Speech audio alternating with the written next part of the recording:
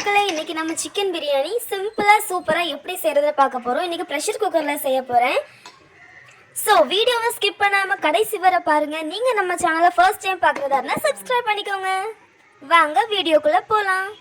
4 table spoon oil add பண்ணிக்கோங்க. கூட 1 spoon key add பண்ணிக்கோங்க.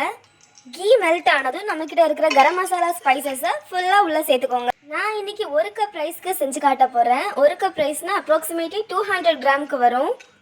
ஸோ 200 கிராம்ஸ்க்கு தேவையான இன்க்ரீடியன்ஸ் தான் நான் இதில் ஆட் பண்ணியிருக்கிறேன். 1 கப் ரைஸுக்கு 2 மீடியம் சைஸ் ஆனியன் எடுத்து கட் பண்ணி சேர்த்துருக்கேன். இப்போ வெங்காயம் சீக்கிரம் வதங்குறதுக்காக கொஞ்சமாக உப்பு சேர்த்துருக்கேன். கூடவே 3 பச்சை மிளகாய் கீரி போட்டுக்கோங்க. வெங்காயம் வதங்கினதும் 1 ஸ்பூன் இஞ்சி பூண்டு ஃப்ரெஷ்ஷாக அரைச்சி சேர்த்துக்கோங்க. இந்த டைமில் ஒரு பெரிய தக்காளியை கட் பண்ணி சேர்த்துக்கோங்க. நெக்ஸ்ட் ஒரு ஃபுல் கைப்பிடி அளவு மல்லி இலையும் புதினாவும் குட்டி குட்டியாக கட் பண்ணி சேர்த்துக்கோங்க. நெக்ஸ்ட்டாக நம்ம சிக்கனை சேர்த்துக்க போகிறோம். கூடவே மசாலாஸ் ஆட் பண்ணிக்கலாம்.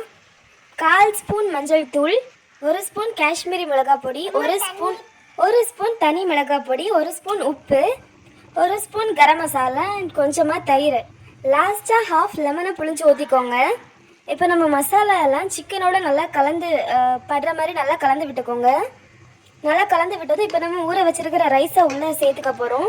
நான் இன்றைக்கி அரை மணி நேரம் ஊற வச்சு எடுத்துருக்கேன். இந்த ரைஸை நான் உள்ளே சேர்த்துக்கிறேன். ரைஸை உள்ளே ஆட் பண்ண 2-3 நிமிஷத்துலேயே நம்ம வாட்டர் ஆட் பண்ணிக்கணும். தண்ணி பார்த்துக்கிட்டிங்கன்னா 1 கப் ரைஸுக்கு நம்ம 2 கப்பு தண்ணி ஊற்றிக்கணும்.